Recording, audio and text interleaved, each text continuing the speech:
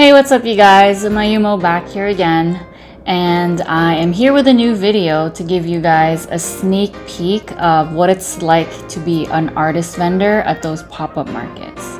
I initially made a video with me talking about the 4 basic steps of becoming an art vendor. However, this time around, I wanted to share with you what actually goes on during the day or the week of. So before, during, and after an actual pop-up market. So let me give you the scoop. Before I arrive at the market, first things first, I have to select my inventory.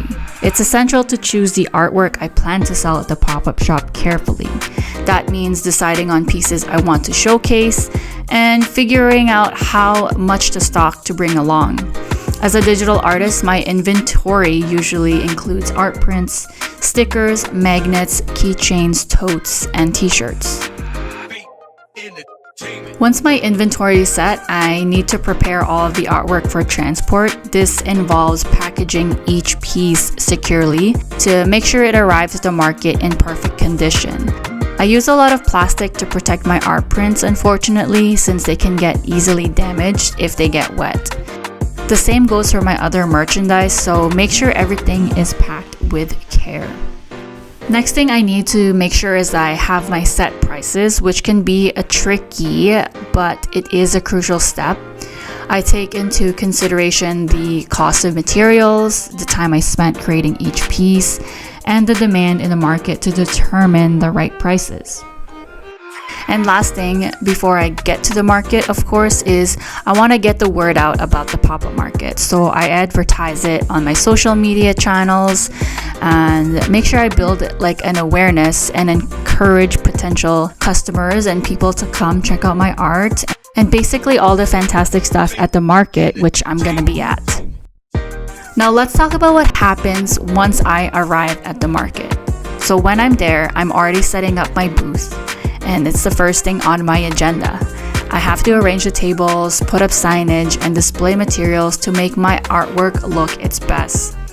I always make sure I organize my inventory to make it so that it's attractive to customers. I want to make it look like a work of art itself as well. I carefully arrange my art for display, making it easy for people to browse it and fall in love with my creations.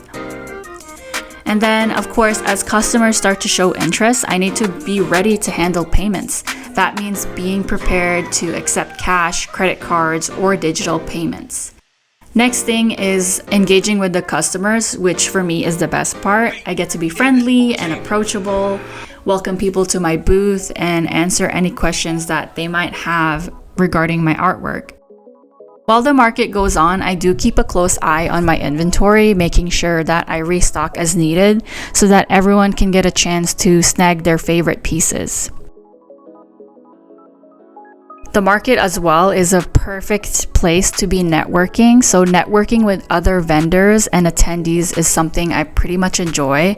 I get to build relationships and explore potential collabs or future opportunities. And honestly, sometimes you just make friends and even lifelong friends. I've made some in this market. And lastly, of course, you don't want to stop promoting your artwork. You want to continue showcasing it on social media during the market to attract even more people who can't make it in person. Maybe they want to save a piece and you can sell it to them even though they're not at the market. Once the market comes to an end, it's time to pack up my remaining inventory carefully and making sure it's also safe on the way back. I want to make sure that I count up the sales as well to make sure that it adds up to what I sold and what I have left over. I make sure I balance everything out so that I have a clear picture of how successful the market went. Finally, the last thing I like to do after a market ends is kind of reflect on the market essential. I take some time to think about what worked well, what I might want to improve for future events, because learning and growing are always part of the process. So I definitely want to be even more successful for the next market.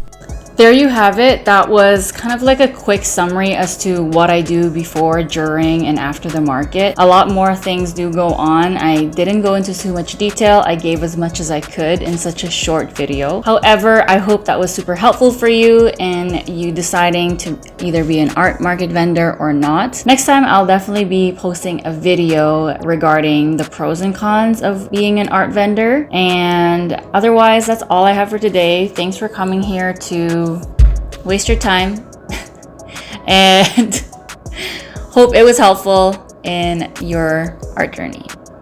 I will see you guys next time in another video. Bye bye.